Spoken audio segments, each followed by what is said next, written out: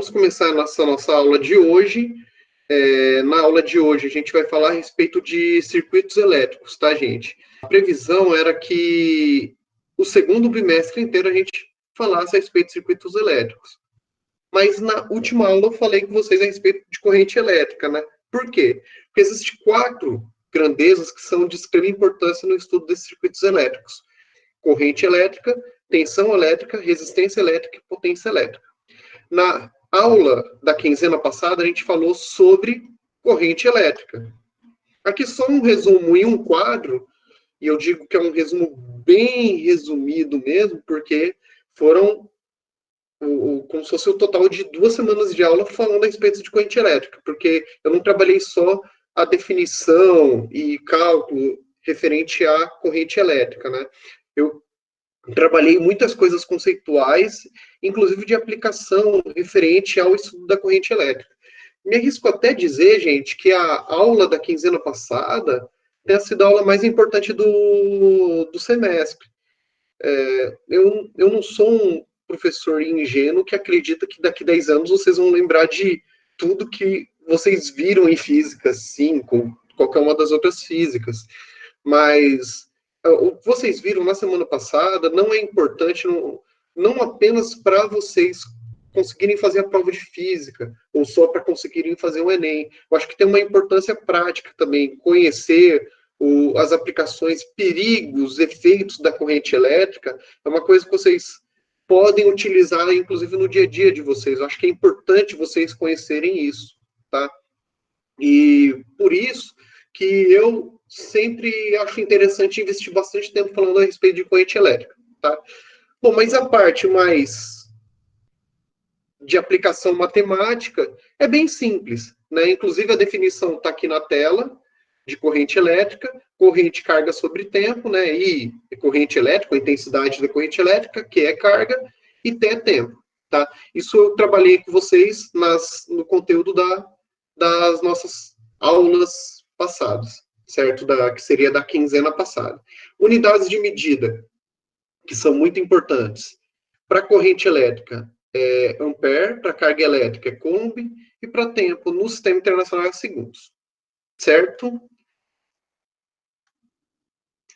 Bom, então, sobre corrente elétrica, gente, eu acho que foi importante eu pelo menos só revisar, porque é um dos 4 conceitos importantes para o estudo dos circuitos elétricos que a gente está começando hoje, certo? O próximo é a definição de tensão elétrica. Essa palavra talvez vocês até já tenham ouvido em algum momento, mas qual que é a definição? A gente vai associar a tensão elétrica à diferença de potencial.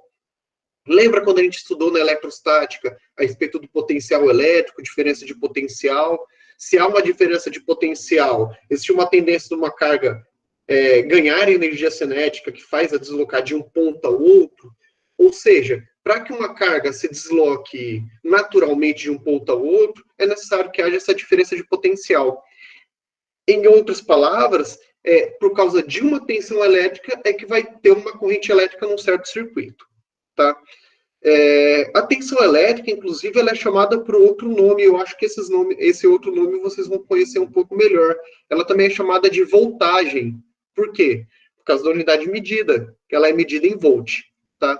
E num circuito elétrico, teremos um dispositivo responsável por fazer com que haja a tensão elétrica no circuito. Tá? Esse dispositivo é o chamado gerador elétrico.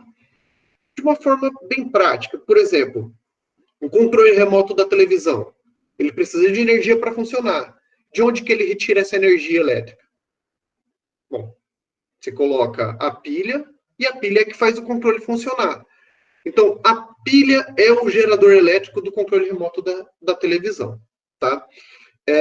Nem sempre o gerador ele é aquele que está produzindo a energia elétrica. No caso da pilha, as baterias, sim. Tá?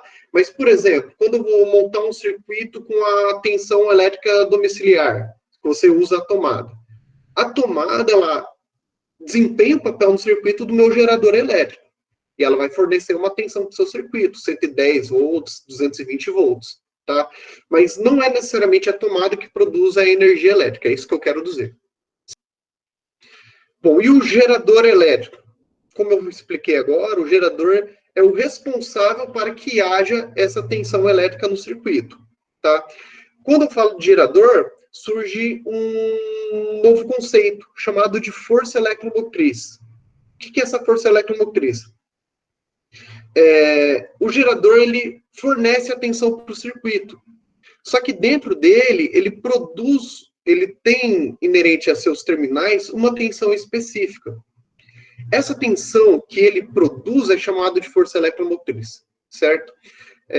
Parece um pouco confuso, mas é porque na prática, parte da tensão do gerador acaba se perdendo e o que ele manda para o circuito é um pouco menor do que ele produz. Então, por exemplo, uma bateria igual tem ali na figura, uma bateria de 9 volts.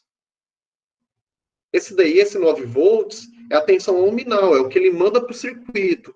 Mas a reação química deve produzir um pouquinho mais que 9 volts. Só que tem uma parte dessa tensão que acaba havendo uma queda no caso de um gerador real. Tá? Para fins didáticos, a gente vai estar considerando um gerador ideal. O que é o gerador ideal? Eu vou considerar que toda a força eletromotriz que ele é capaz de produzir, ele está mandando para o circuito. É isso que significa esse símbolozinho aqui. Esse E é a força eletromotriz, é igual à tensão que ele está mandando para o circuito. Tá? Então, os primeiros casos que a gente vai estar trabalhando, que são os circuitos mais simples, são circuitos no qual toda a tensão que ele produz, ele manda para o circuito. Ok? E por força eletromotriz ter um significado de diferença de potencial, ela também vai ser medida em volts. Tá? Representação do gerador é essa figura aqui. Então, quando a gente estiver representando diagramas de circuitos elétricos, esse desenho aqui, ele representa o gerador. O lado maior, ele é o polo positivo, e o lado menor é o polo positivo. Olha, na verdade tem um errinho. Eu quis dizer que o lado maior é positivo e o lado menor é negativo, hein? Mais para frente, eu vou estar mostrando a representação de um circuito montado por meio dessa simbologia. Tudo bem, gente? Lembrando, se tiverem uma pergunta aí, é só perguntar, ok? Ainda sobre gerador, tem situações que a gente utiliza mais de um gerador. Eu falei agora há pouco do controle remoto da televisão, ele é um exemplo, porque em geral você utiliza 2 pilhas. Por que se utiliza 2 pilhas? Bom, essas pilhas, elas geralmente, elas são pilhas de 1,5 volt. Se for recarregáveis é um pouco menos, é 1,3 volts. Tá? Mas em geral, é 1,5 volt. Só que o controle remoto com 1,5 volt não produz a corrente elétrica necessária para ele funcionar. Então você utiliza 2 pilhas. Usando 2 pilhas, o polo positivo de uma ligado ao polo negativo da outra, você gera a tensão necessária para o circuito funcionar. E como é que você determina a tensão total? A tensão total nada mais é do que a soma das tensões de cada uma das pilhas. Então, se a pilha tem 1,5 volt e eu coloco 2, então o controle remoto precisa de 3 volts para funcionar. Essa figura que tem aqui nesse slide, ó, tem 3, 6, 8 pilhas. 8 pilhas para funcionar, então é um aparelho que precisa de 12 volts em seu funcionamento. Certo? Deu para entender essa lógica, gente? Agora eu quero falar com vocês sobre o resistor, a terceira das grandezas físicas importantes para o estudo de circuitos elétricos. Desculpa, a resistência é a grandeza física. Bom, o que é resistência elétrica? Para que haja corrente elétrica num circuito, é necessário que tenha uma tensão. Então, a tensão elétrica que a gente acabou de estudar é a causa para a corrente elétrica no circuito, certo? Bom, a resistência é uma condição, seria um impedimento para a passagem de carga. Quanto maior a resistência elétrica de um material, de um meio por qual esteja passando carga, mais difícil é para ter corrente elétrica. Na prática, para um circuito elétrico, Espera aí, só um pouquinho, gente. Na prática, para um circuito elétrico, quanto maior for essa resistência elétrica do circuito, menor vai ser a corrente elétrica. Tá? Então, ela limita a corrente elétrica num circuito, certo? Bom, e quem que produz essa resistência elétrica? qualquer corpo no qual esteja passando corrente elétrica, ele possui uma resistência elétrica. Tá?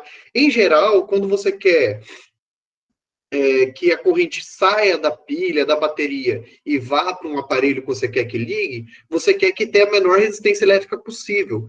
Por isso que se utilizam fios feitos de materiais condutores. O que são esses materiais condutores? São materiais que naturalmente eles tenham pequena resistência elétrica. Se eles têm pequena resistência elétrica, eles interferem pouco nessa passagem de corrente e a corrente consegue passar mais livremente da pilha, do gerador, até o aparelho que você quer que ligue.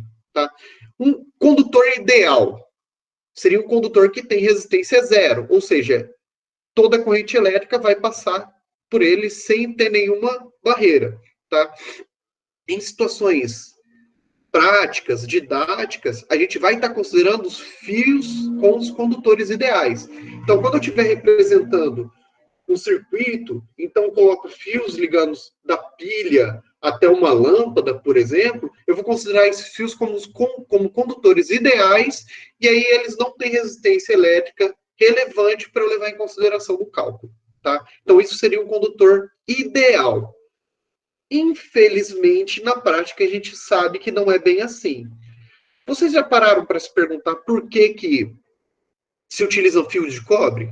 Alguém aí sabe? Por que se utiliza o fio de cobre? Eu vou querer, por exemplo, produzir um circuito elétrico e, para fazer a condução de eletricidade, utiliza o fio de cobre. Desculpa, eu não entendi a pergunta. Isso que acontece no chuveiro, como assim? Sim, sim, sim, com certeza, com certeza. Uma boa observação sua, Salomão. Quando fala do chuveiro elétrico, tem aquele aparelho lá dentro que é chamado de resistência.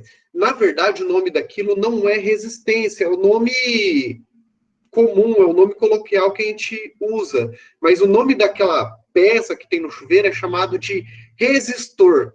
E o resistor, qual que é a característica que ele possui? O resistor, ele possui uma resistência elétrica.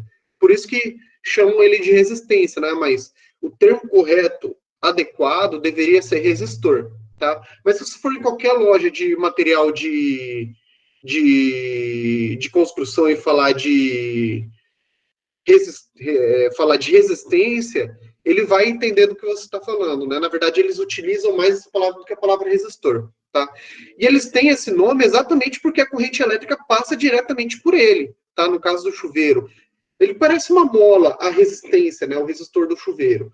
Então, quando passa a corrente elétrica por ele, ele possui uma resistência, e por possuir essa resistência, ele aquece. Lembra na última aula, quando a gente falou do efeito Joule? Que o efeito Joule faz... O que é o efeito Joule? Quando aquece, né? Passa a corrente elétrica e aquece o corpo. Então, é o que acontece no caso do chuveiro. Tem aquela resistência por onde passa a corrente elétrica, a hora que ela passa, ele aquece.